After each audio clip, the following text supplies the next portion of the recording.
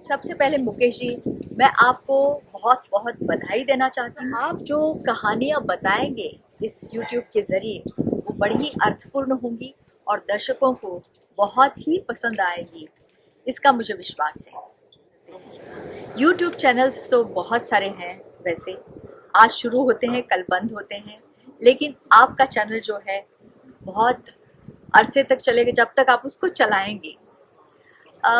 मेरा आपके साथ जो अनुभव रहा है दूरदर्शन केंद्र पे वो बड़ा ही सुखद रहा है, बहुत ही अच्छा रहा है। आपके बहुत ही हितचिंतक हैं, फैंस हैं, फ्रेंड्स हैं और फिल्म इंडस्ट्री में ही नहीं बल्कि आपकी प्रोफेशनल टीम भी जो है उसको भी आप साथ लेके चलते हैं। सो इम्पॉसिबल ये वर्ड आपकी डिक्शनरी में नहीं है।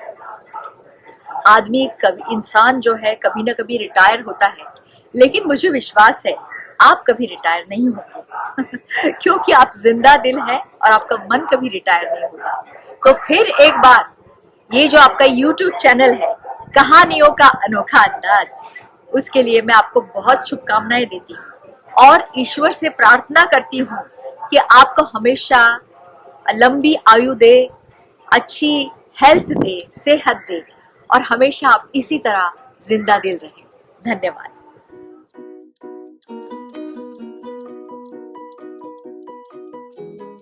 हार्दिक अभिनंदन आप सबका अनोखी और अद्भुत कहानियों के इस मंच पर। आज के दौर में इन कहानियों की बहुत जरूरत है। हम क्या थे, क्या हैं और क्या हो गए, नई चीजों को खोजते खोजते स्वयं को भी खो गए। ये कहानियां उसी स्वयं को ढूंढने की तलाश है। देखते हैं तो बात बनती है कि नहीं। आज की कहानी का नाम है एक फाउंटेन पेन की चोरी। एक शाम समुद्र के किनारे बेंच पर बैठा हुआ एक बुजुर्ग व्यक्ति सूर्यास्त को देख रहा था।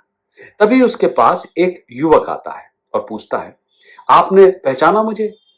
नहीं, बुजुर्ग व्यक्ति बोला।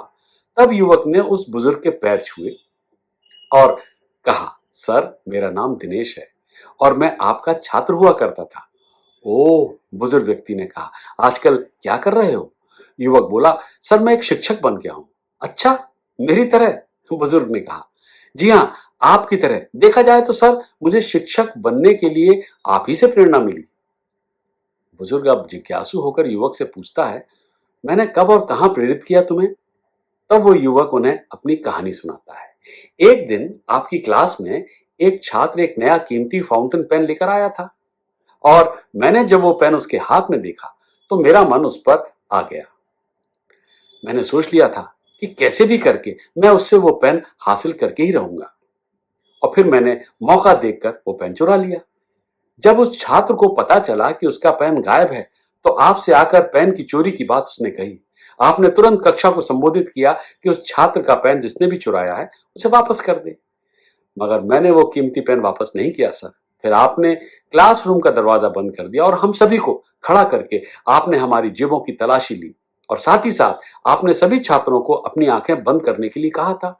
सभी ने वैसे ही किया और आपने हर छात्र की जेब की तलाशी लेकर वो पेन ढूंढ निकाला। लेकिन आपने मुझसे कुछ नहीं कहा और न ही आपने कभी इस प्रकरण का उल्लेख किया। आपने क्लास में किसी को भी ये नहीं बताया कि पेन मैंने चुराया था। उस दिन सर आपने मेरी गरिमा को हमेशा के लिए बचा लिया और वो दिन मेरे जीवन का अदरवाइज सबसे शर्मनाक दिन हो सकता था सर। मैंने उसी क्षण फैसला किया कि मैं फिर कभी ऐसी गलत काम नहीं करूंगा सर। आपने मुझे कुछ नहीं कहा, नहीं मुझे डांटा या मुझे नैतिक सबक देने के लिए अलग ले गए। बहरहाल मुझे आपका संदेश स्पष्ट रूप से मिल गया था कि एक वास्तविक शिक्षक को क्या करने की आवश्यकता है। हाँ, क्या आपको याद नहीं है सब किस्सा सर, ये एपिसोड?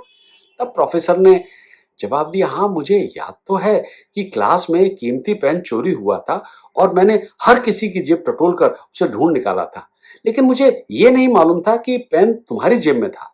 लेकिन सर पेन तो आपने मेरी जेब से निकाला था, फिर आपको कैसे नहीं मालूम हुआ? युवक ने पूछा। इसलिए कि मैंने भी तुम लोगों की तरह पेन की तलाशी लेते समय अपनी आंखें बंद कर ली थी।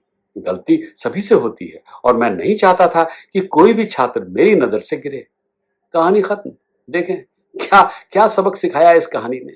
यही कि अगर आपको अपने छात्रों को उनके द्वारा की गई गलतियों पर उन्हें अपमानित करने में आनंद मिलता है तो आप सही में एक सच्चे शिक्षक नहीं हैं। आपको पढ़ाना नहीं आता है। उम्मीद है छात्र और शिक्षक की यह भावपूर्ण कहानी आपको पसंद आई होगी। चैनल को अगर सब्सक्राइब करेंगे तो ऐसी कहानियों को आप अवश्य सुनते रहेंगे, वंचित नहीं रहेंगे। एक बार फिर पुनः आपका धन्यवाद।